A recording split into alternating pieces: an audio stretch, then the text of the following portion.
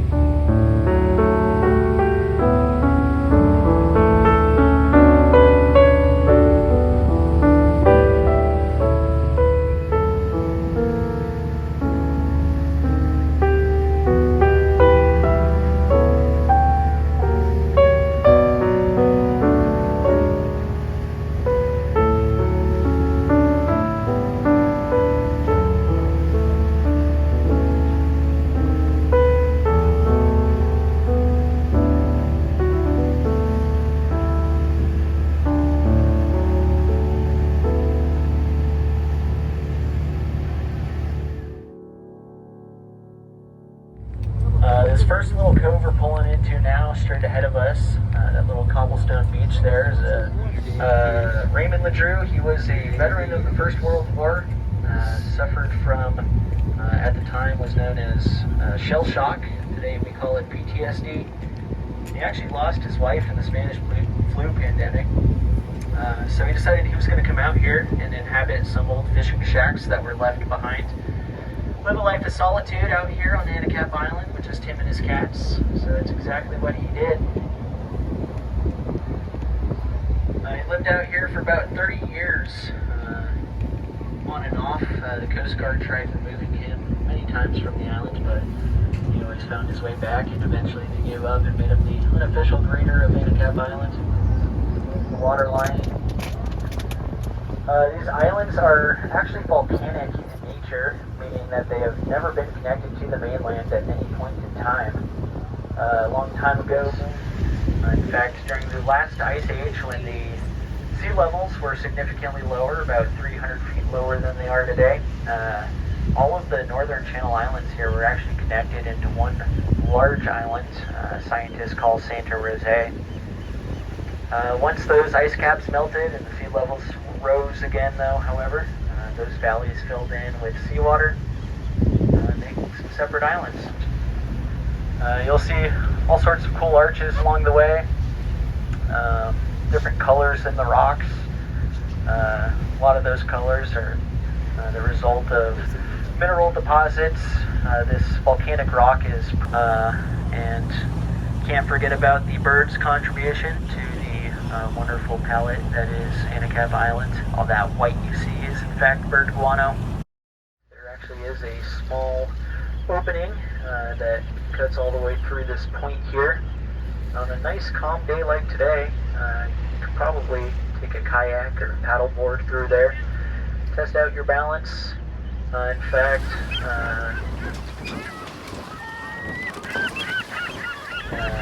about the 1850s or so, it was participating in the U.S. mail contract race. It was a race from San Francisco down to Panama. The winner of such race would win the contract to run mail back and forth from there. Well, the captain of the Winfield Scott decided that he was going to try and get the upper hand on his competition and take the inside of the islands as opposed to the more commonly traveled outside of the islands. Unfortunately for him, however, it was a pretty foggy and dark night. The captain, traveling the same direction we are now, thinking he had rounded the east end of Anacapa, decided to make a turn here. Of course, he was not quite at the east end yet, laying his boat aground, which is never a good thing if you're trying to operate a boat that doesn't sink. Anyways, the boat itself was carrying mail, gold, as well as passengers, including women and children. The gold, women, and children were the first to be taken off. They were rescued pretty quickly, as you could imagine.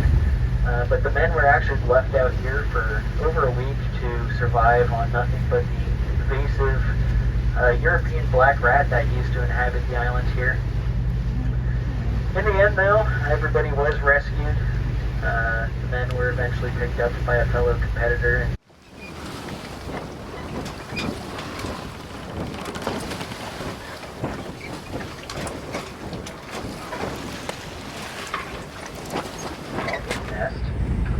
If you know anything about birds, you'll know that peregrine falcons are the fastest animal in the world, reaching speeds of up to 250 miles per hour when diving for prey. Pretty impressive thing to see. Log on to the National Park website, see one through that web camera there. And if you don't have the time to wait around all day for something cool to happen, they even got a little highlight reel you can scroll through. Just below that solar panel, though, is another cool cave known as Tunnel Cave. As you can see, that cave there pokes all the way through this little point here to the other side, a spot known as Cathedral Cove, which we'll see as we round the corner here in a second. Again, another real popular place to kayak. Sea kayaking, or sea cave kayaking, is a pretty popular sport around here. Great way to explore the island. You may notice a lot of this brown vegetation surrounding the island. This is a type of algae known as giant bladder kelp. There, the waters tend to stay pretty swimming pool-like. Not a whole lot of current in here, and pretty well protected from the wind. During the summer months, you can oftentimes see hundreds of leopard sharks that go to spawn in the shallows there. And also pretty healthy kelp forests to explore all around.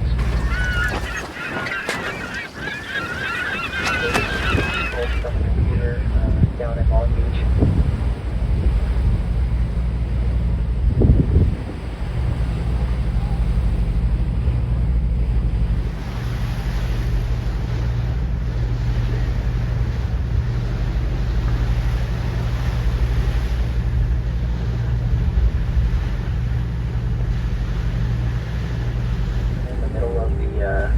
Hiking trails. These seagulls are pretty indiscriminate in terms of where they like to build their nests.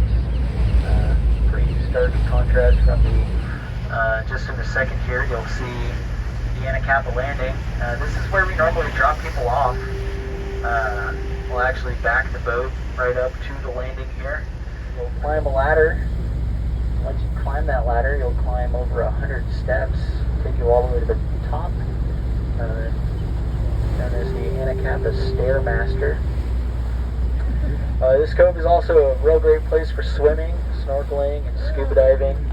Lots of great healthy kelp in this area that provides for all of the animals that live out here. Lots of cool things to see.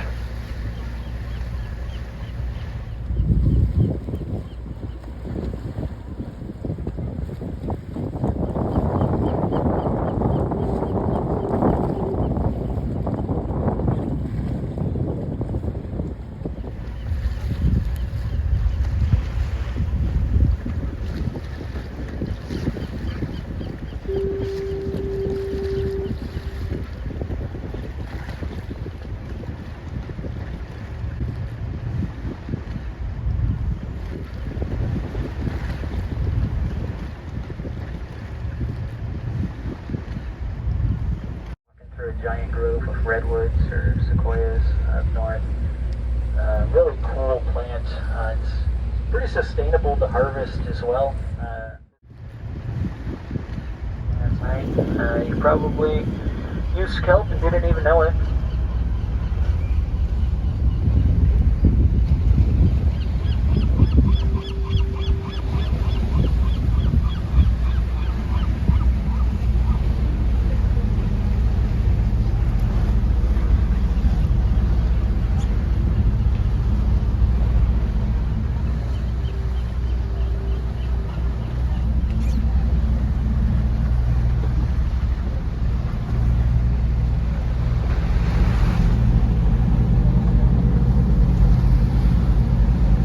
Alright, we're gonna keep cruising down the north side here.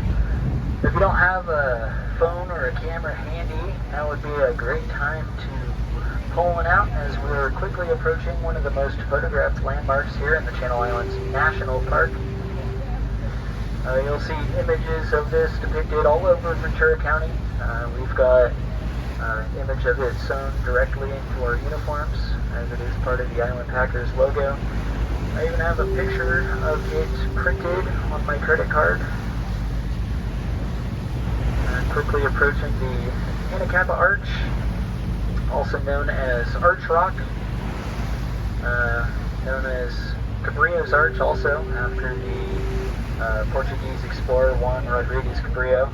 He was the first European to lay eyes on these islands, but like I said before, they were inhabited for thousands of years before the Europeans even knew this place existed. Speaking of the indigenous people, they had a word for this rock that translates to House of the Pelican or House of the Cormorant, depending on who you ask. As you can see though, pretty fitting name. The birds have definitely given this arch their own personal paint job there. Very well used. Again, not something you would want to try and fit a boat through.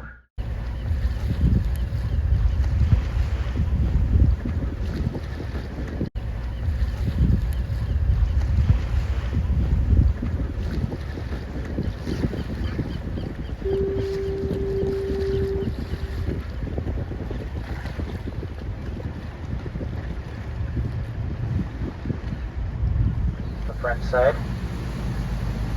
The back side of the island is considered the lee side of the island, meaning it is protected from our prevailing northwest wind and waves.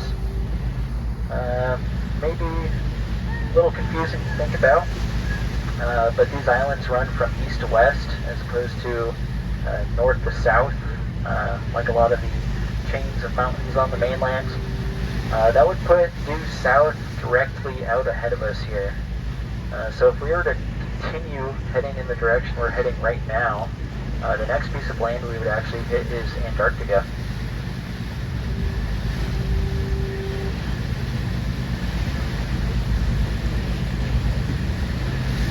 We're also crossing an imaginary line that demarks the marine protected area, as it's called. The entire front side of the island is protected. It's closed off to all types of fishing, collecting, hunting of any sort. But the entire backside of the island here is a pretty popular spot for all of that activity. All sorts of great things can be caught for lunch out here, ranging from yellowtail to white sea bass, halibut, the occasional tuna, and about 80 or 90 different species of rockfish out here. You also notice a lot less sea caves here on the backside. They're in there somewhere. They just have had a lot less time to erode due to being protected from the wind and waves.